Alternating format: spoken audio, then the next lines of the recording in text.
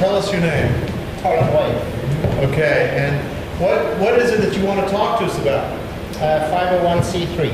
501c3. Let's hear your story. Hi, my name's Colin Wade. I've never been in front of venture capitalists before, so I have 5 minutes. 5 minutes. Good.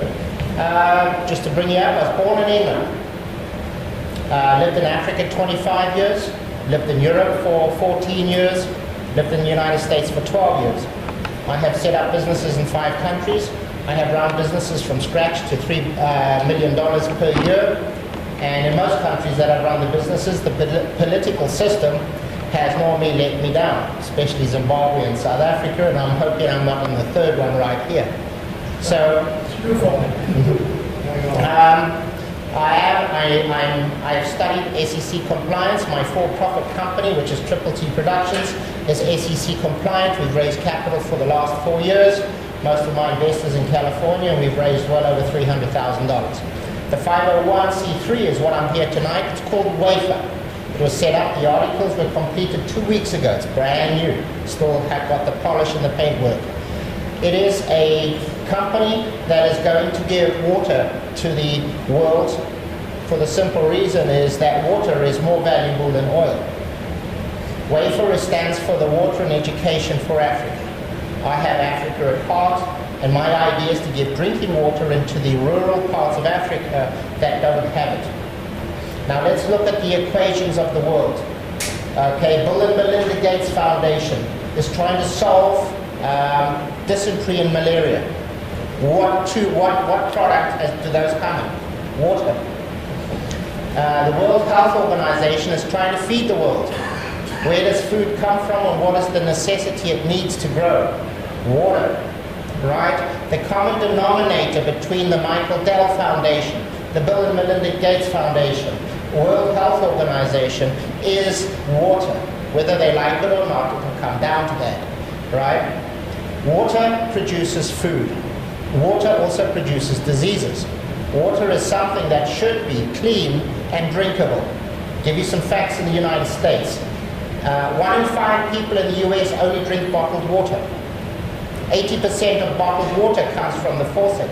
Ask Pepsi Cola where their water came from, Falls Lake. Isn't it the same water you drink, right? Most people are a bit worried about bottled water because it has as much Prozac and Viagra as faucet water.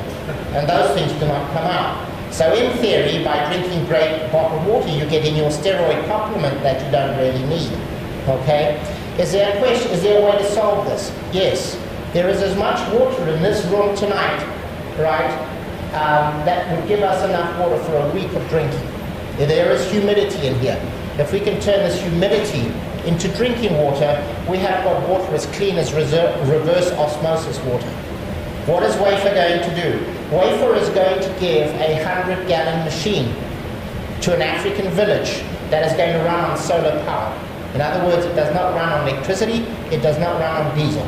FEMA has these machines. They are water from air machines, and they run on diesel power. Costs about 50 gallons of diesel to produce 800 gallons of water. Work out the cost per liter of water. Not cheap, okay? If we could make water from the air and use solar power, it is totally and utterly free once the machine is paid for.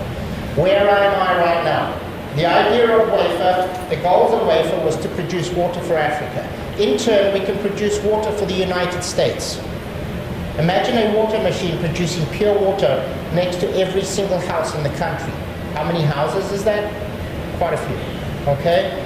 Our first idea of Wafer was to engage a university's engineering department to complete a prototype of the first solar-powered machine to fit into a 20-foot shipping container, right? Producing a yearly average of 100 gallons a day. We have achieved that. We have 3 professors at A&T University in Greensboro working on this project. They have not yet signed the IP, but one is from Damascus, Syria, one is from Egypt, Cairo in Egypt, and one is from Delhi in India. That's what's so nice about A&T University in North Carolina. They have a diverse mix of professors. We have achieved that. Tie up intellectual property rights with the university for Wafer having exclusive rights for post-prototype production in a manufacturing plant in North Carolina. Why? Since we are in North Carolina, let's keep the jobs here, specifically RTP. We have that. My client at UNC, who is in charge of the SPTDC, Small Business Technical Development Council, has engaged Keenan Flagler Business School to write the business plan and also to pitch the product next year once the prototype is complete. So we already have 3 departments of UNC working on this project. Okay, our C project is to have a working prototype by mid-2009 and assist the university in offering a student PhD scholarship for 2 semesters or 1 year. I'm a Rotary member. I approached Rotary. Unfortunately, Rotary would work too long, but I do have a good friend in Rotary who is a past district governor for this area who is working on this project, and maybe we can get a scholarship or 2 out of Rotary.